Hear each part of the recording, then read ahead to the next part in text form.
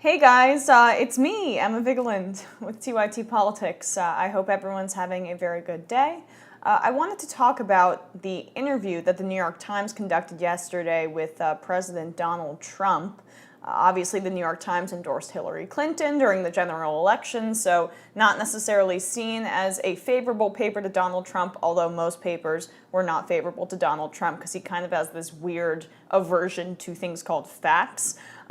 But three New York Times reporters interviewed him yesterday, Peter Baker, Michael Schmidt, and Maggie Haberman. So they interviewed him yesterday, and the excerpts from that interview were released in the New York Times.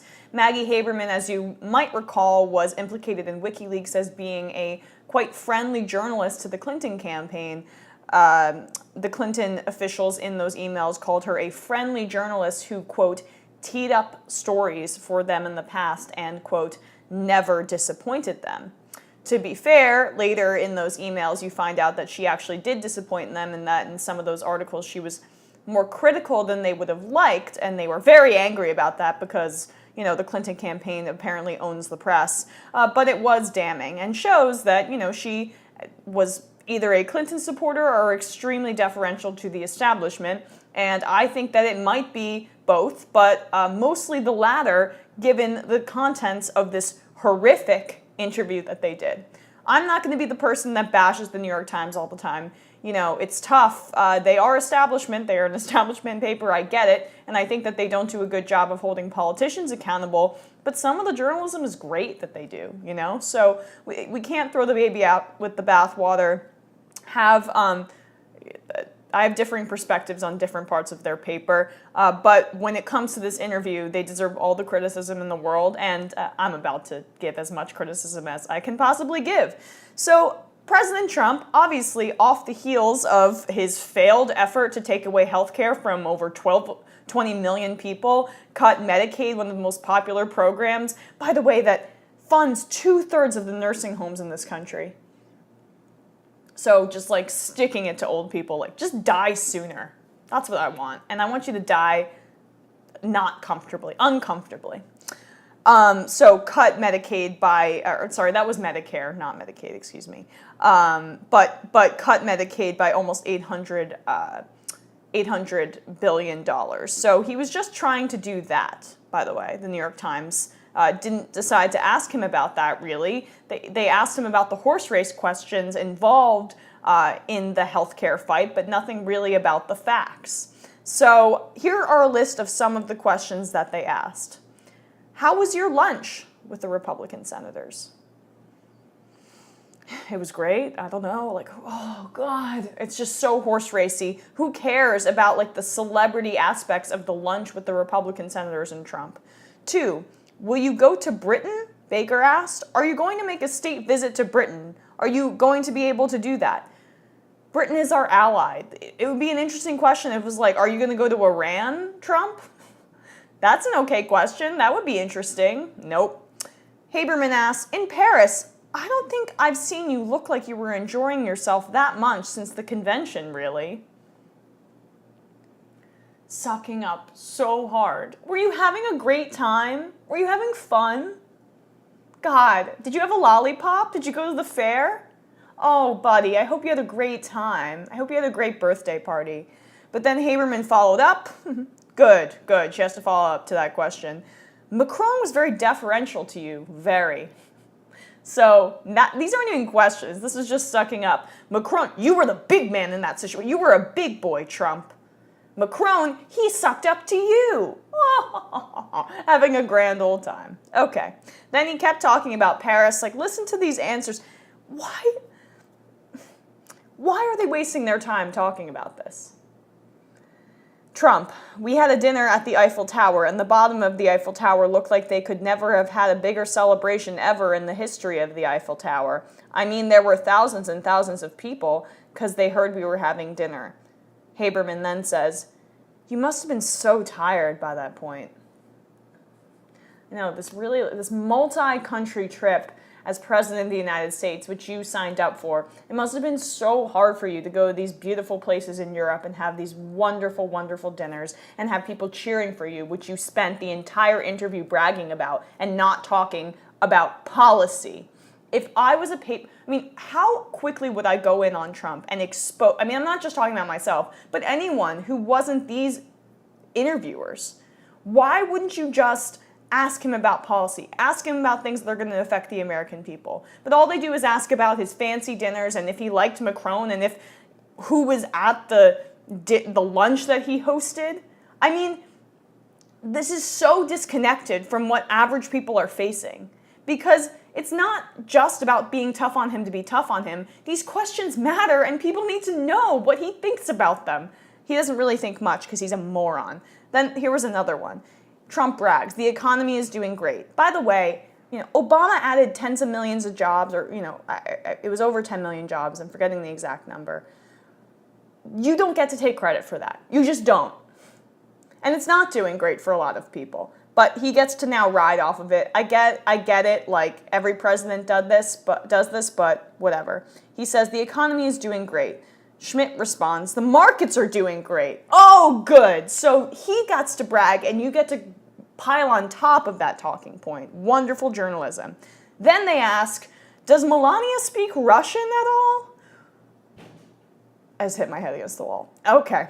I don't care if Melania speaks Russian. I don't care if she speaks gobbledygook. I don't care if she speaks Old or New Valerian or the ancient tongue or whatever. It's just so tough to take this seriously.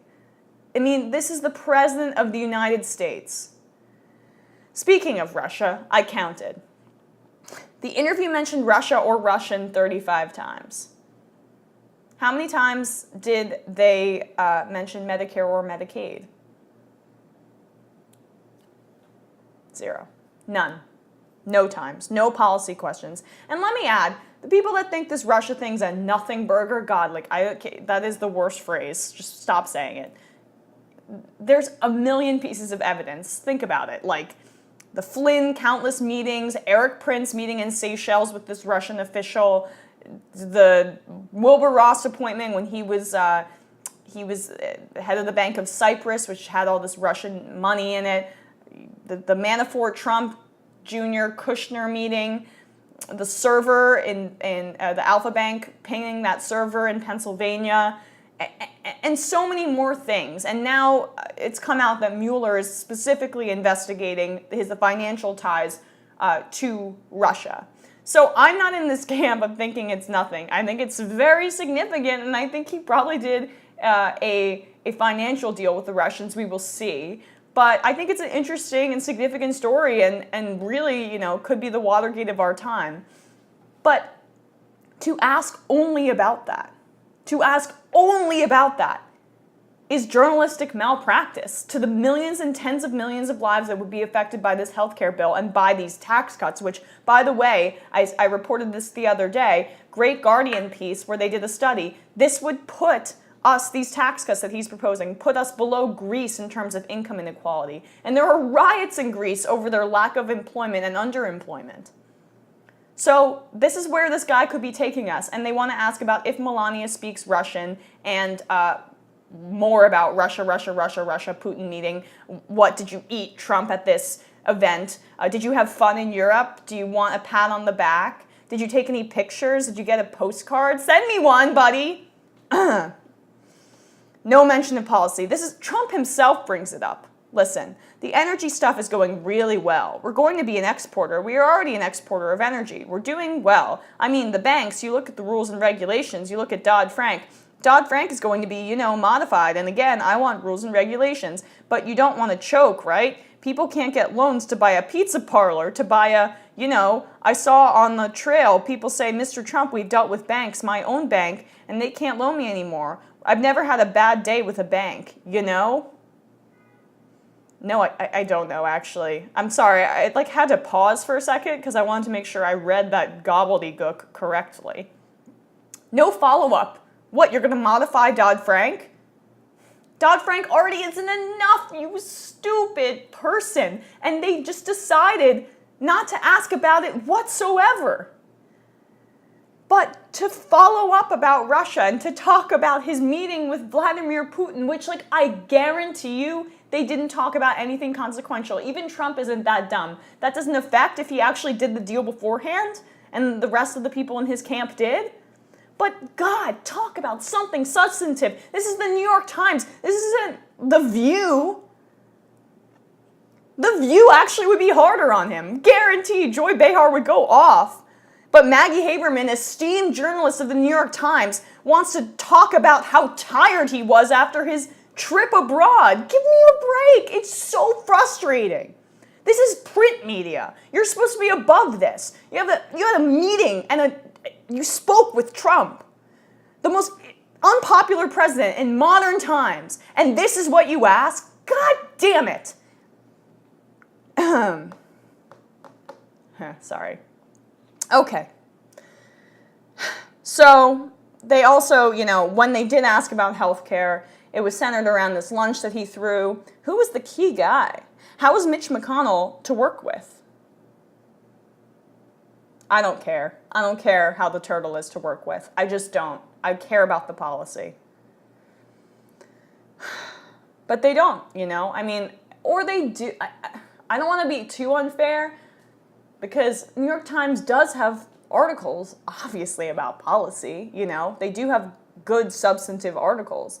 But this interview was really just a blowjob. That's what it was. And, I gave some really horrible imagery there. But because they have a reputation of being against Trump, and because Trump talks about the fake news New York Times all the time, right? They want to come out swinging, and they want to talk about nothing. They want to make him feel comfortable. And they want people not to call them the fake news liberal media. That's what they want. And it does a disservice to other people. Stand by your principles. If you're going to be critical of Trump, justifiably, be critical of Trump when he's facing you and looking you in the eyes. I actually don't know if this was in person or over the phone, but when you're speaking to him.